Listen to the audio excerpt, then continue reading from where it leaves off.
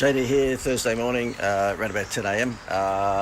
Just a real quickie if you're a business owner. If you're not a business owner, this is not going to be all that interesting for you, but if you're a business owner, you're doing comparative advertising. And the reason that I bring this up is because I had a call this morning with a client who is part of my coaching mentoring program, and they were talking about a Coke Pepsi sort of contest that they have with a pretty aggressive competitor. And I said to them, what are you doing? They said, well, every time the competitor drops his price, we drop ours. I said, well, that's a cardinal sin. The last thing you want to do is get into a price discount game because it's a race to the bottom.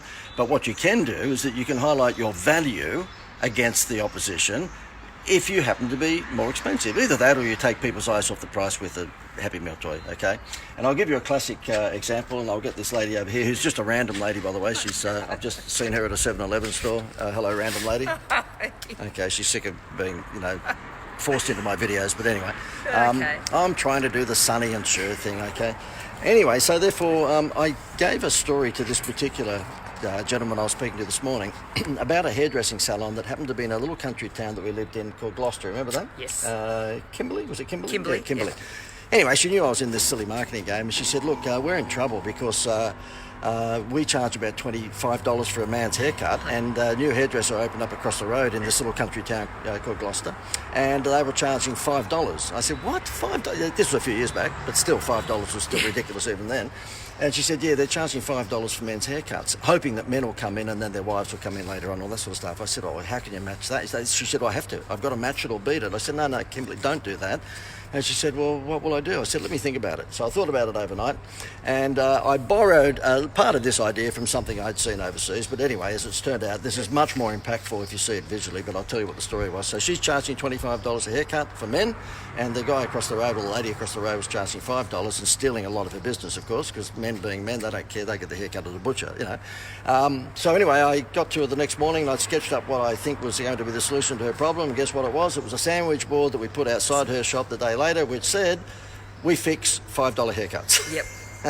I remember that one. Yeah, she got all of the trade that she lost, all back again plus more, because she cast obviously a seed of doubt in even blokes' minds that, oh, hang on, yeah, if I go to the $5 haircut place, there's a good chance that it's going to turn out looking not too flash.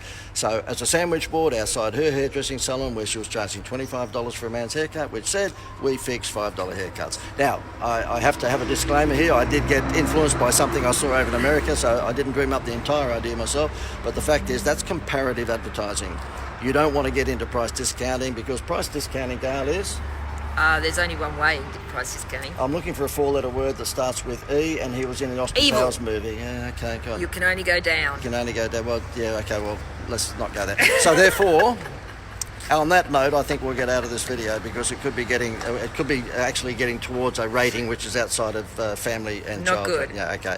All the best, guys. If you've got any comments on comparative advertising, in other words, what you're finding difficult in your industry, let me know. And if it's an interesting question and I think I can add some value, then I'll reply to you, okay? And if you liked what you saw here on comparative advertising, then what should they do? It starts with S and then H.